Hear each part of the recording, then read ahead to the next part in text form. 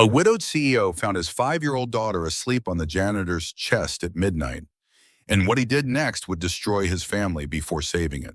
What would you do if you discovered a stranger loved your child more than you did? Jonathan Harrington's hands trembled as he stared into the janitor's closet. 11:47 p.m. The executive floor was silent. He'd been working for 9 hours straight when he realized his daughter wasn't on his office couch. Panic had driven him through empty hallways until he found this door cracked open. And there she was. Sophie curled against an elderly black man in a gray custodial uniform. His name tag read Isaiah Coleman. The old man's weathered hand rested gently on her back, patting softly as he hummed. Blackbirds singing in the dead of night. Rebecca's lullaby. The one Jonathan hadn't sung since his wife died 2 years ago. Sophie's small voice murmured in her sleep, "Papa Isaiah."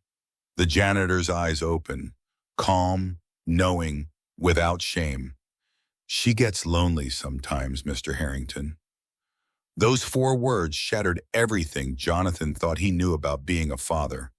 But this wasn't the first time Sophie had found refuge in that closet. 3 months earlier, Jonathan Harrington's life had collapsed into a narrow tunnel of spreadsheets, conference calls, and quarterly reports. He woke at 5 a.m., worked until midnight, and slept 4 hours if he was lucky. The routine kept him moving. Moving meant he didn't have to stop. Stopping meant thinking. And thinking meant remembering Rebecca's hand going cold in his.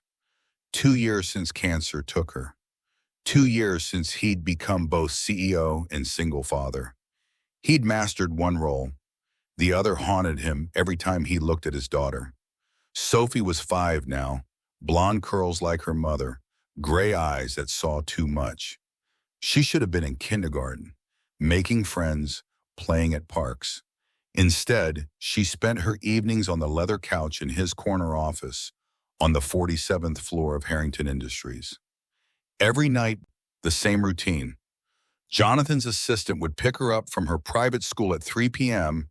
and bring her to the office. Sophie would curl up with her iPad, a bag of fruit snacks, and her pink blanket. Sometimes she drew pictures. Sometimes she watched cartoons with the sound off. Mostly she just waited. "Daddy has to work, sweetheart," Jonathan would say without looking up from his screen. Just a little longer. But a little longer always became hours. Around 8 or 9 each night when Jonathan was deep in video conferences or reviewing contracts, Sophie would slip off the couch. She'd wander the empty hallways past dark conference rooms and silent cubicles, small and alone in a building designed for 1,000 people. That's how she met Isaiah. The first time, she'd been standing in front of the vending machines on the 46th floor, staring at the rows of chips and candy bars she couldn't reach. Her stomach rumbled. The fruit snacks had run out hours ago. "Why are you here so late, little miss?" Sophie turned. An old man in a gray uniform stood behind a cleaning cart, his kind face creased with concern. His name tag said Isaiah Coleman. She should have been scared. Stranger danger. That's what the teacher said. But something in his eyes, soft and kind and gentle, made her feel safe. "I'm waiting for my daddy," she said quietly. "He's busy." Isaiah's expression shifted, something painful flickering across his weathered features. He glanced toward the elevator, then back at her. "Well, he said slowly, kneeling down so they were eye level. "My name's Isaiah. What's yours?" "Sophie." "That's a beautiful name," he smiled. "You hungry, Sophie?" She nodded. Isaiah reached into his lunch bag and pulled out half a peanut butter sandwich wrapped in plastic. "Here, I was saving this, but I think you need it more than me." Sophie took it with both hands. "Thank you." "You're welcome, little one." That was the beginning. After that night, Sophie started looking for Isaiah during her wanderings. He was always somewhere, mopping floors, emptying trash bins, wiping down windows. And he always stopped when he saw her. They'd sit together in whatever hallway or break room he was cleaning. Isaiah would share his simple dinner, sandwiches, apples, sometimes cookies his church friends baked. Sophie would tell him about her day, about the kids at school who had play dates she never attended, about the mother she barely remembered. Isaiah listened like every word mattered. One night, 3 weeks into their friendship, Sophie asked the question that changed everything. "Do you know the Blackbird song? Mama used to sing it." Isaiah's eyes grew soft. "No, little bird, but if you hum it for me, I'll learn it. I promise." And he did. Who's really at fault here? The father who abandoned his child emotionally, or the stranger who showed up when no one else did? If you know in your heart that being present matters more than being rich, drop your answer in the comments. The people who scroll past this are the same ones who think money can replace love. Isaiah Theodore Coleman had been alone for 15 years. He still wore his wedding ring, ring, a simple gold band worn thin by time and work. Lorraine had slipped it on his finger 43 years ago in a small church ceremony with 20 guests and more love than he knew what to do with. She'd been gone since he was 53, taken by the same cancer that seemed to steal all the good women from this world too soon. They'd wanted children. Lord, how they'd wanted them. But Lorraine's body wouldn't cooperate, and after years of heartbreak and failed attempts, they'd started the adoption process. The paperwork was nearly complete when the diagnosis came. Stage 4, 6 months, maybe less. She'd made it 8, holding his hand until the very end. After she passed, Isaiah kept working, kept moving. The night shift suited him. Fewer people, fewer questions, fewer reminders of the family he'd never have. His life became small and simple. A one-bedroom apartment in the South End, Sunday services at Greater Hope Baptist, and long nights pushing a cleaning cart through empty office buildings. He told himself he'd made peace with loneliness. Then he met Sophie. The first time he saw her, she was standing alone in front of the vending machines, a tiny figure in a wrinkled school uniform, staring up at snacks she couldn't reach. It was nearly 9 o'clock at night. No child should be wandering in office buildings at that hour. Isaiah's heart clenched with immediate protectiveness. When she turned to look at him, those sad gray eyes and that small, tired face, he recognized something he knew too well. Grief, loss, the particular loneliness of a child who'd lost her mother. He'd seen it in the mirror often enough after his own mama died when he was 7. So he knelt down, introduced himself, shared his sandwich, and Sophie looked at him like he'd given her the world. After that, Isaiah found himself listening for her footsteps during his rounds, hoping she'd appear around a corner. When she did, his whole chest would loosen, something warm spreading through the emptiness he had carried for so long. Their conversations were simple. She told him about school, about cartoons, about the fuzzy memories she had of a mother who sang to her. He told her stories about growing up in Alabama, about his late wife's terrible cooking and beautiful laugh, about the stray dog he'd had as a boy. She always listened like his words were treasures. He was careful, always proper, always respectful. Never touched her except to hand her food, never asked her to keep secrets, never overstepped the quiet boundary between kindness and something that could be misunderstood. But then came the night she fell asleep. Isaiah had been cleaning the break room on 46 when Sophie appeared, dragging her pink blanket, her eyes red from crying. She'd had a nightmare, she said, about her mama. "Can I just sit with you?" she'd whispered. "Just for a little while?" Isaiah hesitated, then nodded. He sat in one of the plastic chairs, and Sophie climbed up beside him, resting her small head against his chest. Within minutes, she was asleep. Isaiah sat frozen, barely breathing, his weathered hand hovering uncertainly before finally settling gently on her back. Tears burned behind his eyes. This warmth, this weight, this trust, just like holding the child I always wanted. he whispered into the silence. For the first time in 15 years, Isaiah Coleman didn't feel alone. Like this video if you believe people like Isaiah, who love without expecting anything in return, deserve to be honored, not fired. Only people who think kindness is weakness will scroll past this moment. Jonathan's coffee had gone cold an hour ago. The Tokyo investors were still talking, their faces pixelated on his screen, when he finally glanced at his watch. 11:43 p.m. He turned in his chair, expecting to see Sophie's small form curled beneath her pink blanket on the couch. The blanket was there. The iPad lay dark on the cushion. Sophie was gone. His heart lurched. Sophie? He muted his microphone. Sophie! Nothing. Jonathan stood so quickly his chair hit the wall. He checked the private bathroom, empty. The hallway outside his office, dark and silent. His hand shook as he pulled up the building's security app on his phone. Mr. Yamamoto, I need to step away, he said abruptly to the screen. Emergency. He ended the call without waiting for a response. The security footage loaded slowly, too slowly. Jonathan scrolled backward through the timestamp. There, 10:17 p.m. Sophie's small figure slipping off the couch, glancing toward him, hunched over his laptop, then padding silently out the door. He'd been 10 feet away and hadn't noticed. Jonathan's throat tightened as he watched her walk down the corridor, past the elevators, toward the south wing. The camera angle switched. There she was again, dragging her blanket, heading toward the maintenance area, where the janitor's closet was. Jonathan was already running. His dress shoes echoed against marble floors as he retraced her path, past dark conference rooms, past the executive break room, down the narrow hallway he barely knew existed. A sliver of light spilled from beneath a door at the end. Jonathan slowed, his breath coming hard.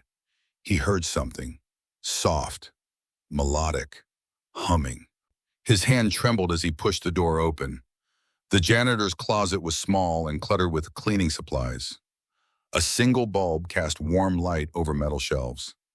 And there, sitting on an overturned bucket, was the old man he'd passed in hallways 100 times without really seeing. Isaiah Coleman, the name tag said so.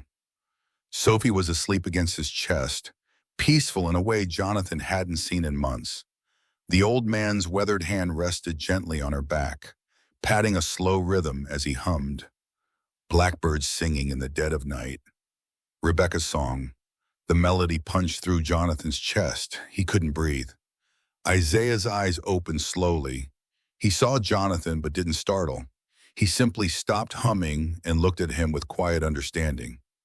What is my daughter doing here? Jonathan's voice came out rough, barely a whisper. Isaiah glanced down at Sophie's sleeping face, then back up. His voice was careful not to wake her. She comes sometimes when you're working. She gets lonely. He paused. I keep her safe. The words hit like stones. She gets lonely. How long? Jonathan managed. Few months now, sir. Jonathan's vision blurred. The lullaby, the peace on Sophie's face, the way she fit so naturally against this old man's chest. Papa Isaiah, Sophie murmured in her sleep. Something in Jonathan's chest cracked and hardened simultaneously. He stepped forward stiffly. I'll take her. Isaiah nodded and carefully transferred Sophie into Jonathan's arms. She stirred slightly, but didn't wake. Jonathan held his daughter and felt like a stranger holding someone else's child. He looked at Isaiah standing there in his gray uniform among the mops and bottles. This man who'd given Sophie what he couldn't. We'll discuss this tomorrow, Jonathan said coldly. Then he turned and carried his daughter back into the darkness. If you've ever been judged for loving someone society told you wasn't good enough, type your story below. Your voice matters here, but the people who stay silent are the ones who would have done exactly what Jonathan just did. Jonathan ordered the background check first thing Monday morning. Isaiah Theodore Coleman, 68 years old, no criminal record, no complaints, no red flags whatsoever. 23 years with the same janitorial company. references from 3 churches, a widower, clean as they came. Jonathan stared at the report and felt no relief. Only the gnawing question, why does a stranger care more about my daughter than I do? Daddy, when can I see Mr. Isaiah? Sophie asked at breakfast, asked in the car, asked when he tucked her into bed that night with a new nanny standing watch. You don't need to see the janitor, sweetheart, Jonathan said, smoothing her hair. The words tasted wrong in his mouth. But I miss him. You'll make new friends, real friends. Sophie turned away from him, clutching her blanket, and said nothing. Tuesday brought Victoria.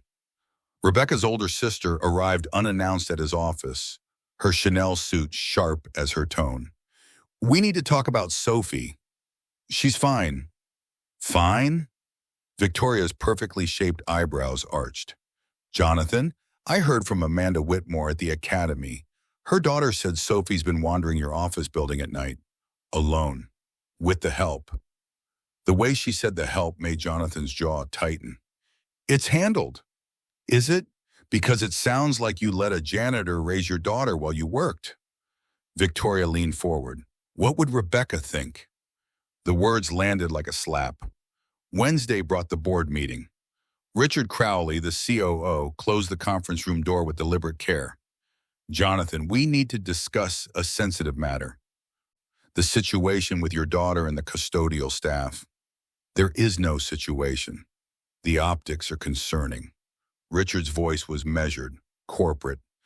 Parents at Sophie's school are talking. Investors have asked questions. We have a responsibility to what? Fire a man for being kind to a lonely child? To protect the company's reputation. And yours. Richard slid a folder across the table.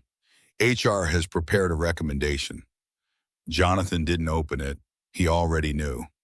Thursday, the whispers reached him directly. At Sophie's school pickup, 2 mothers stopped talking when he approached. One leaned to the other, voice low but not low enough.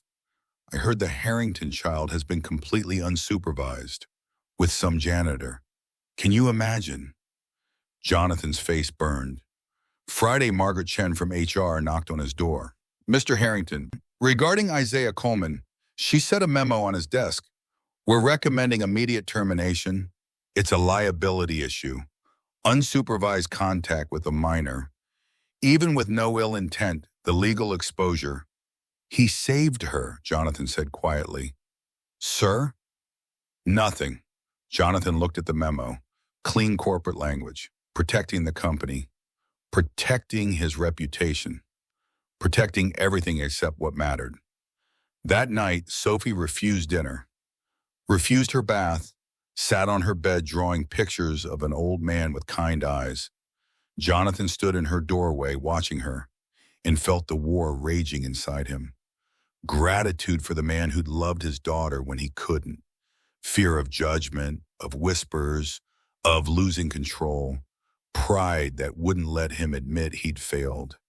And the pressure, God, the pressure from every direction. I'm protecting her, he told himself. But even he didn't believe it anymore. Hit subscribe if you've ever watched someone destroy something beautiful because they cared more about what people thought than what was right. The ones who agree with Jonathan's cowardice are the ones who won't subscribe. Jonathan called Isaiah to his office exactly 1 week after finding them in the closet. The old man arrived at 9 a.m., still in his gray uniform, his weathered hands clasped in front of him.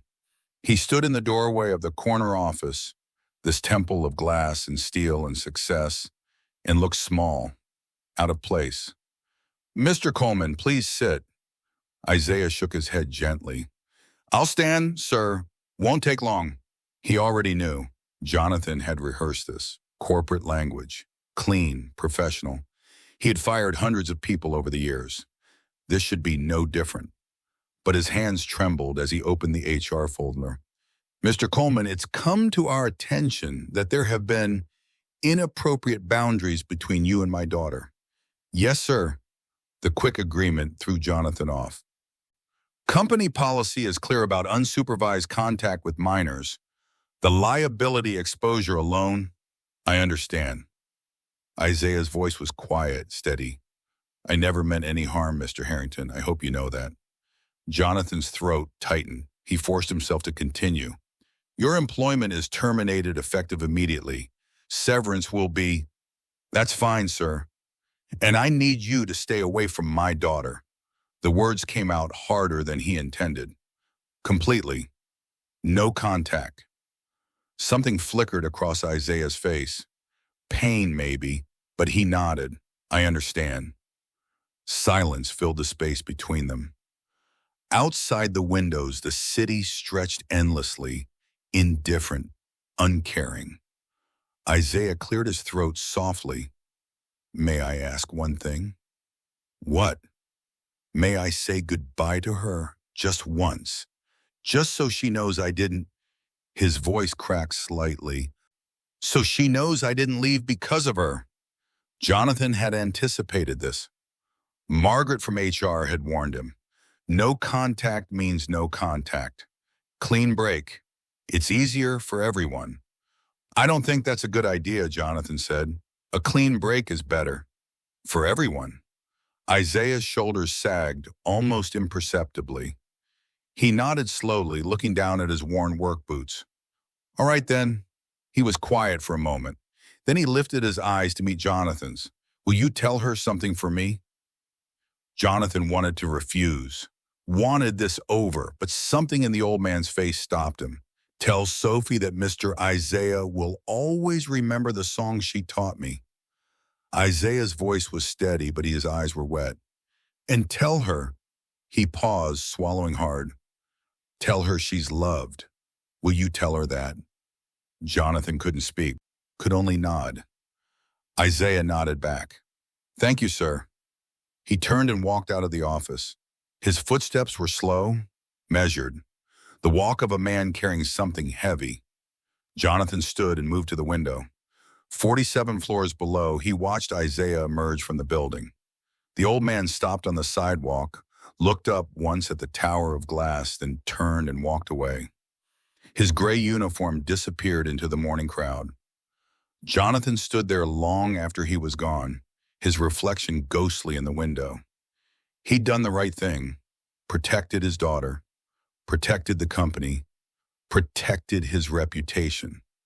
So why did he feel like he'd just destroyed something irreplaceable? If you know you're not on the side of people who throw away good people to protect their reputation, type your thoughts below. Let's see who's really paying attention to what just happened here. Where's Mr. Isaiah? Sophie asked the question within an hour of Isaiah's firing. She asked it every day after. Every morning, every night, her small voice growing smaller each time. He had to go away, sweetheart, Jonathan said, not meeting her eyes. He's busy. When is he coming back? I don't know. The first week, Sophie cried, constantly, fat tears rolling down her cheeks at breakfast, during bath time, in the middle of the night. She drew pictures obsessively, an old man with kind eyes, stick figures holding hands. The words Papa Isaiah scrawled in crooked letters. Jonathan hired a new nanny. Sophie hid under her bed and wouldn't come out. The second week, Sophie stopped speaking in full sentences. Hungry? The nanny would ask. No. Want to play? No. She picked at her meals, moving food around her plate but eating almost nothing. The light in her gray eyes dimmed. She stopped drawing, stopped watching cartoons, just sat on her bed staring at nothing. Jonathan brought in a child psychologist. Dr. Raymond tried gentle questions, play therapy, art exercises. Sophie sat silent, unresponsive, as if she disappeared inside herself. Give her time, Dr. Raymond said. She's grieving. But time made it worse. By week 3, Sophie stopped speaking entirely. She refused food completely now, pushed away plates, turned her head from spoons, sealed her lips tight. Her cheeks hollowed, her clothes hung loose. She didn't sleep more than an hour or two a night, waking with silent tears. Jonathan tried everything. New toys, she ignored them. Trips to the park, she sat motionless on the bench. Promises of ice cream, ponies, anything. She stared through him like he wasn't there. Victoria came by with her judgment sharp as knives. She's being manipulative, Jonathan. Children do this. You're being too soft. She needs discipline, structure, not coddling. She needs... Jonathan's voice broke. He didn't know how to finish the sentence. What Sophie needed, he'd taken away. 3 weeks and 2 days after the firing, the pediatrician called. Mr. Harrington, Sophie's lost 4 pounds. At her size, that's dangerous. She's dehydrated. If she doesn't start eating and drinking, we'll need to admit her. She didn't. That night, Jonathan carried his unconscious daughter into the emergency room. They put her in a pediatric bed, IV fluids running into her small arm. Severe dehydration, malnutrition, failure to thrive. The words on her chart felt like an indictment.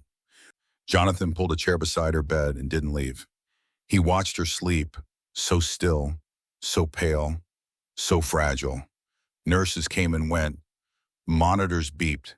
The city lights glowed through the window. And Jonathan sat in the darkness, watching his daughter disappear. Around 3 a.m., when the hospital was quietest, he leaned forward and took her small hand in his. "I don't know how to do this without your mother," he whispered. His voice cracked, raw with exhaustion and grief he'd buried for 2 years. "I don't know how to be what you need. I don't know how to fix this." Sophie's fingers didn't move in his. She was slipping away. And Jonathan finally understood. He was losing her. Not to illness, to his own pride. What lesson did this teach you about people who let their children suffer just to avoid admitting they were wrong? Type your answer. I want to hear what you saw, because the people who stay quiet are the ones who would have let Sophie keep fading. Dr. Elena Martinez arrived on Sophie's 3rd day in the hospital. She was a child psychologist the hospital kept on staff, mid-40s, direct eyes, no patience for excuses. She spent an hour with Sophie, observed her silence, her turned-away face, her complete withdrawal. Then she called Jonathan into the consultation room and closed the door. "Your daughter has severe attachment trauma compounded by unresolved grief." Jonathan sat frozen. "What does that mean?" "It means she's dying inside, Mr. Harrington." De Martinez didn't soften her words. "Tell me something. When your wife died, did you get Sophie grief counseling?" She was 3. I didn't think, did you grieve with her? Or did you bury yourself in work?" The question landed like a punch. Jonathan's jaw tightened. "I had a company to run, responsibilities. You had a daughter who lost her mother." De Martinez leaned forward. "A 3-year-old child who needed her father to help her understand why mommy wasn't coming home. But you weren't there, were you?" "I provided for her. I made sure she had everything. Except you." The words cut clean. "And then she found someone who made her feel safe. Truly safe. Perhaps for the first time since her mother died." De Martinez paused. "And you took that away from her." Jonathan's hands clenched. "Isaiah was a janitor. I didn't know him. The liability..." "The liability?" Dr. Martinez's voice hardened. "Your daughter is in this hospital bed because she's given up, Mr. Harrington. She's 5 years old, and she's given up on living. That's the liability you should be worried about." The room tilted. Jonathan couldn't breathe. "She's not eating because food doesn't matter anymore. She's not speaking because no one listens. She's not sleeping because she has nightmares about everyone she loves disappearing." "I'm here," Jonathan whispered. "I'm right here." "Are you?" De Martinez's eyes held his. "Who is Isaiah to her, Mr. Harrington? And who have you been?" The question shattered him. Jonathan's face crumpled. 2 years of buried grief, of running, of hiding behind work and control, It all broke open. He doubled over, hands covering his face, and sobbed. Great, wrenching sobs that tore from somewhere deep. For Rebecca, for Sophie, for the father he'd failed to be. When he could finally breathe again, one truth remained, clear and undeniable. I have to find him. Dr. Martinez nodded quietly. Yes, you do. Jonathan called Isaiah's phone from the hospital hallway. Disconnected. He contacted HR for Isaiah's address. The apartment building manager answered on the third ring. Isaiah Coleman, he was evicted 2 weeks ago, couldn't make rent after losing his job. The manager's voice was matter of fact. Landlord's nephew needed the place. Where did he go?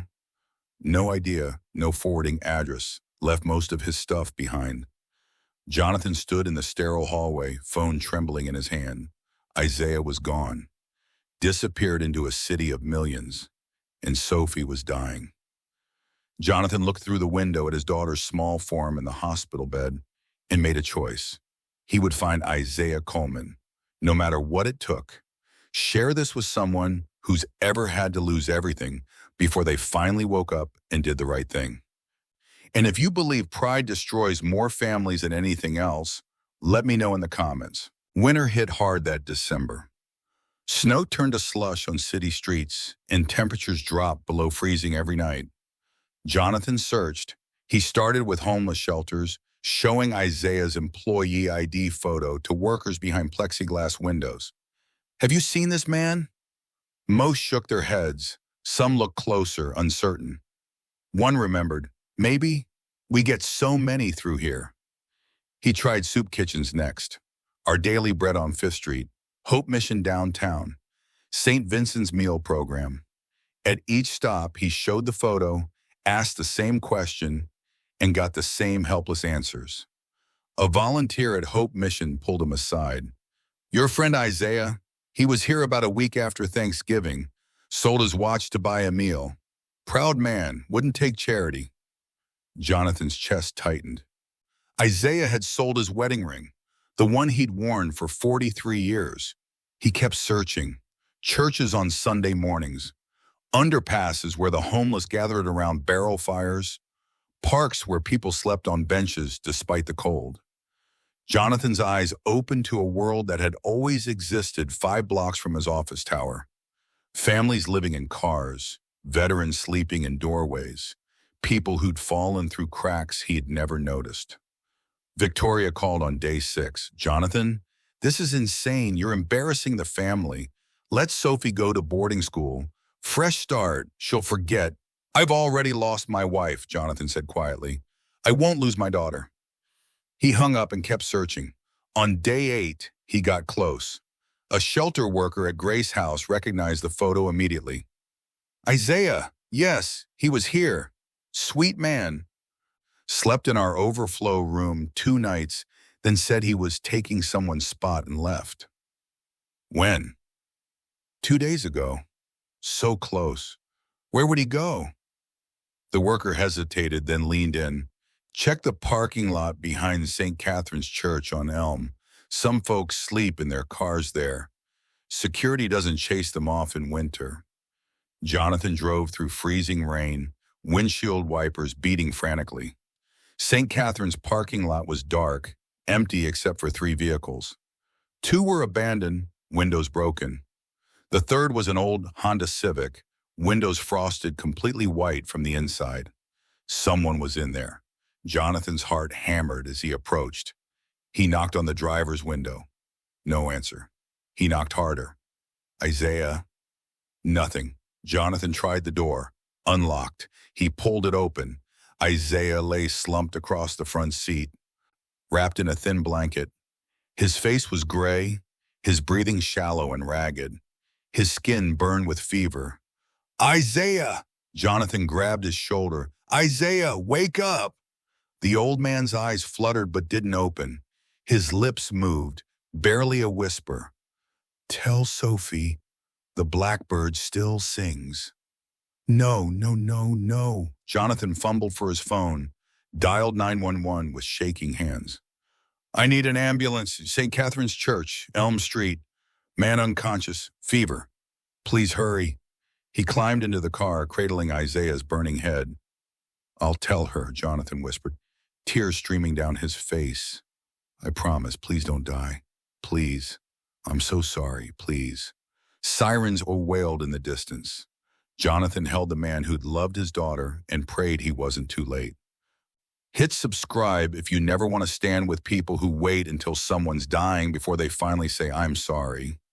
The ones who think Isaiah should have just moved on are the ones who won't subscribe. They admitted Isaiah to the same hospital, 3 floors above Sophie. Pneumonia, severe dehydration, hypothermia. The doctors said another night in that car would have killed him. Jonathan didn't leave. He split his time between 2 hospital rooms. His daughter dying of grief on the 4th floor, the man who'd loved her dying of exposure on the 7th. On the 2nd night, when Isaiah's fever finally broke and he drifted into real sleep instead of delirium, Jonathan sat beside his bed and spoke the words he should have said weeks ago. I was a coward. I let fear and pride matter more than what was right, more than what she needed. His voice cracked. You gave her what I couldn't. Presence, patience, love without agenda. You're a better man than I've been. Please wake up. Please give a chance to make this right. Isaiah's eyes opened slowly, confused at first, then focusing on Jonathan's face. Sophie? His voice was a rasp. She's here, 3 floors down. She's sick too. She needs you. Jonathan leaned forward. We both do. Isaiah's expression clouded with pain. You sent me away. I was wrong. The words came out raw, broken. I was so completely wrong. I'm sorry. I'm so deeply sorry. Isaiah stared at him for a long moment. Then slowly he nodded. 2 days later, a nurse wheeled Isaiah down to the pediatric floor. Jonathan walked beside him, his heart hammering. They brought him into Sophie's room. She lay small and pale against white sheets, IV in her arm, eyes closed. But when the wheelchair squeaked, those eyes opened and saw Isaiah. Papa Isaiah? Her voice, the first full sentence in weeks, rang like a bell. She tried to sit up, arms reaching. Isaiah rolled closer, tears streaming down his weathered face, and took her small hands in his. You came back, Sophie sobbed. You came back. I'll always come back for you, little bird, Isaiah whispered. Always. Jonathan watched them hold each other and wept. Within 24 hours, Sophie was eating. Within 48, the feeding tube came out. Within a week, both were discharged, healing together in ways medicine couldn't measure. But Jonathan wasn't finished. He called a press conference. Standing before cameras and reporters, Jonathan Harrington, CEO, widower, father, told the truth. 3 months ago, I discovered my 5-year-old daughter had formed a bond with a janitor in my building, a man named Isaiah Coleman. Instead of being grateful that someone showed my lonely child the love I'd failed to give, I fired him. I let prejudice, fear, and pride dictate my actions. I chose my reputation over my daughter's happiness. The room was silent. My daughter nearly died because of my cowardice, and Mr. Coleman nearly died because I took away his ramen, his dignity. Jonathan's voice strengthened. This man saved my daughter's life, not once, but twice. First, by loving her when I was too buried in grief to be present, and second, by forgiving me when I didn't deserve it. He looked directly into the camera. Isaiah Coleman is a better man than I've been, and I'm asking him publicly to forgive me and to become part of our family. The media went wild. Victoria called within the hour. You've humiliated this family. You will never speak to or about my daughter again, Jonathan said quietly. Goodbye, Victoria. He hung up and blocked her number. The board called an emergency meeting. Richard Crowley led the charge. Jonathan, this is corporate suicide. You need to... If loving my daughter and honoring the man who saved her cost me this company, Jonathan interrupted. So be it. My family matters more than quarterly earnings. Richard stared, then stood and walked out. He resigned the next day. The media narrative shifted. What started as scandal became a story of redemption, of humility, of love transcending class and pride. 6 months later, life looked different. Isaiah lived in the Harrington home as family guardian, a title Jonathan created specifically for him. He had his own suite, full salary, health insurance, and something far more valuable: family. Every morning, Isaiah made breakfast while Sophie helped, her laughter filling the kitchen. Jonathan was there too, no longer leaving at 5 a.m. or working until midnight. He coached Sophie's soccer team, read bedtime stories, was present. Sophie thrived. She called Isaiah Papa Isaiah and Jonathan Daddy without confusion. Both men were hers. Both loved her completely.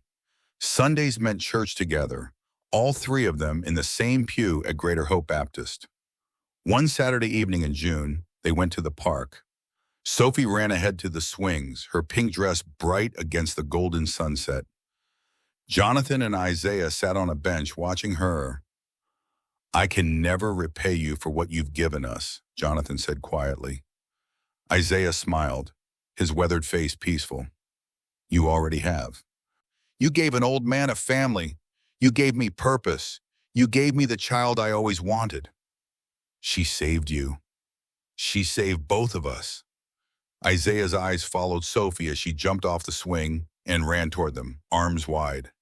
Love always does. Daddy, Papa, watch me. Both men stood, arms open, catching her between them. Three people who'd found each other in the darkest moments. Three people who'd become family. Not through blood, through love. Family isn't always blood. Sometimes it's the people who see you at your worst and love you anyway. Sometimes it's the janitor in the closet who sings your mother's lullaby. Sometimes redemption looks like an old man teaching a broken man how to be a father. And sometimes love is the only thing that saves us. Who do you think stood for what is right in this story? Who acted out of fear, selfishness, or pride? I want to hear your take. Drop your answer in the comments.